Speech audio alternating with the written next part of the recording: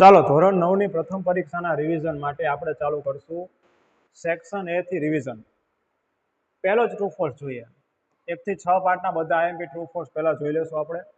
પછી section B, section C અને section D વારાફરતી બધા ચેક કરવાના છે આપણે. ચિત્તા એટેક્સ અ મેન. એવું કહે છે કે ચિત્તા માણસો ઉપર એટેક કરે છે. આ વાત તો ખોટી કહેવાય. માણસો ઉપર એટેક કરતા નથી. એટલે આ જવાબ આવશે ફોલ્સ.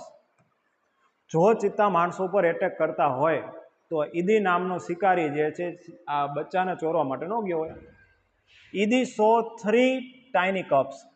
3 નાના નાના બચ્ચા જોયા હતા. ખોટું. 2 જ નાના બચ્ચા જોયા હતા. અહીં 2 લખ્યો તો સાચું પડે, એટલે આ વાક્ય પણ ખોટું થયું. વિલેજર્સ ડિસાઇડેડ ટુ ડ્રાઈવ અવે. ડ્રાઈવ અવેનો અર્થ યાદ રાખજો. ડ્રાઈવ અવે થાય હાંકી કાઢવું, બહાર કાઢી મૂકો. તો ગામના લોકોએ નક્કી કર્યું હતું કે ઈદીને કાઢી મૂકશે. તેમના ગામમાંથી ફોરેવર એટલે હંમેશા માટે કાઢી મૂકશે. સાચી વાત છે, ગામના લોકોએ નક્કી કરી નાખ્યું હતું. તો ધેર આર 20 પરમેનન્ટ ટીથ. 20 જે છે કાયમી દાંત હોય. ખોટું. 20 દાંત કાયમી ન હોય. યાદ રાખશું 32 દાંત હોય એ કાયમી દાંત હોય, અને શરૂઆતની અંદર જે દાંત આવે દુધિયા દાંત એ 20 હોય. 20 દુધિયા દાંત હોય. તો આપણને ઉલટું સુલટું આપ્યું છે. જો બે વાક્ય આપ્યા છે, આમાં એમ લખ્યું કે 20 કાયમી દાંત હોય, તો 20 કાયમી હોય ના ન હોય, એટલે આ વાક્ય ખોટું થયું. પરમેનન્ટ ટીથ એટલે કાયમી દાંત. અને એમ કહે છે 32 દુધિયા દાંત હોય. ડિસિડિયસ ટીથ એટલે દુધિયા દાંત, એવા દાંત કે જે પડી જાય, ખરી જાય. તો અહીંયા ખોટું આપ્યું છે. જો આ ઉલટું સુલટું આવી રીતે આપ્યું હોત તો આ વાક્ય સાચા પડે, પણ અહીંયા બે વાક્ય ખોટા છે. ધેર સીમ્સ, સીમ્સ એટલે લાગે છે, to be 2 cavity there. 2 cavity હોય એવું લાગે છે. ખોટું. 2 કેવિટી નથી, એક જ કેવિટી હતી. Mohan follow his hearts passion.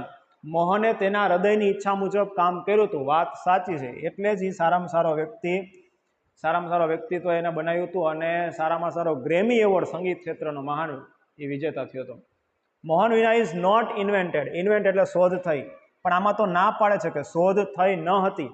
Pandit વિશ્વ મોહન ભટ્ટ દ્વારા મોહનની વીણા શોધ નથી થઈ. તો મોહનની વીણા મોહન દ્વારા જ શોધ થઈ હતી. આ તો ખોટું લખ્યું. એમ કે નથી શોધ થઈ, એટલે આ વાક્ય ખોટું બન્યું. કલ્લુ વોઝ અબુ ખાન સન. આવું આખા પાઠમાં ક્યાંય આવ્યું નથી કલ્લુ નામનો વ્યક્તિ. કદાચ અહીંયા કલુઆ બકરીનું નામ હોય તોય ખોટું પડે, કારણ કે એ તે કે અબુ ખાનનો દીકરો તો હતો જ નહીં, એટલે આ વાક્ય ખોટું. Chandni was a white as snow. Chandni બરફ જેટલી સફેદ હતી. વાત સાચી છે. ચાંદની નામની બકરી બરફ જેટલી સફેદ હતી, જે આપણે કોલ ઓફ ધ હિલ્સ વાળા પાઠમાં આવે છે. મોસ્ટ ઓફ ધ સ્કલ્પચર, મોટા ભાગના શિલ્પો જે છે હાલમાં જે વિષ્ણુ ભગવાનના જોવા મળે છે એમના એંગ્રી અવતારમાં જોવા મળે, ગુસ્સાવાળા જોવા મળે. ભગવાન વિષ્ણુના ગુસ્સાવાળા અવતારની અંદર ક્યારેય કોઈ શિલ્પ તમને રાની કી વાવમાં જોવા નથી મળતું. આમાં તો એમ કે છે એવું જોવા મળે છે, એટલે આ વાક્ય ખોટું પડ્યું કહેવાય. રાની કી વાવ વોઝ બિલ્ટ.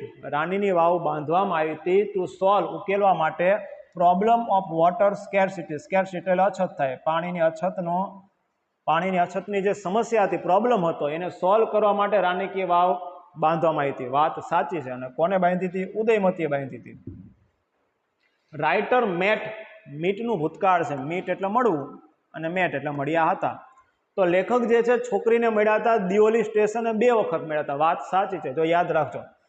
સૌ પ્રથમ ઘરથી દાદીમાના ઘરે જવા માટે નીકળ્યા ત્યારે પહેલી વખત એ છોકરીને મળ્યા. પછી બીજી વખત જ્યારે પાછા ફર્યા ત્યારે પણ મળ્યા, પણ ત્રીજી વખત જ્યારે બીજા વેકેશનમાં જ્યારે આવવા જાય છે દાદીમાના ઘરે ત્યારે મળ્યા નહોતા. પછી ક્યારેય મળ્યા નથી. એટલે યાદ રાખશું 2 વખત મુલાકાત થઈ હતી.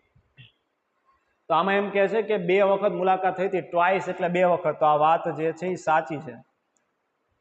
Girl was selling many things. છોકરી ઘણી બધી વસ્તુઓ વેચતી હતી. ખોટું. ખાલી ટોપલી જ વેચતી હતી, એટલે આ વાક્ય ખોટું પડે. Writer broke is journey at Deoli made inquiries about the girl. લેખકે જે છે બ્રોક ઇઝ જર્ની એટલે કે એમની મુસાફરી રોકી હતી દિયોલી સ્ટેશને, અને ઇન્ક્વાયરીઝ કરી હતી, પૂછપરછ કરી હતી છોકરી વિશે. ખોટું. આવું ક્યાંય કર્યું નહોતું. એમને વિચાર હતો ખરો કે એક વખત હું સ્ટેશને ઊભો રહી જઈશ અને છોકરી વિશે પૂછપરછ કરીશ કે ટોપલી વેચતી છોકરી ક્યાંય ગઈ, પણ લેખક કોઈ દિવસ એમની મુસાફરી રોકી નથી. આમાં તો એમ કહે છે મુસાફરી રોકી હતી. તો આ વાત જે છે ખોટી પડે છે.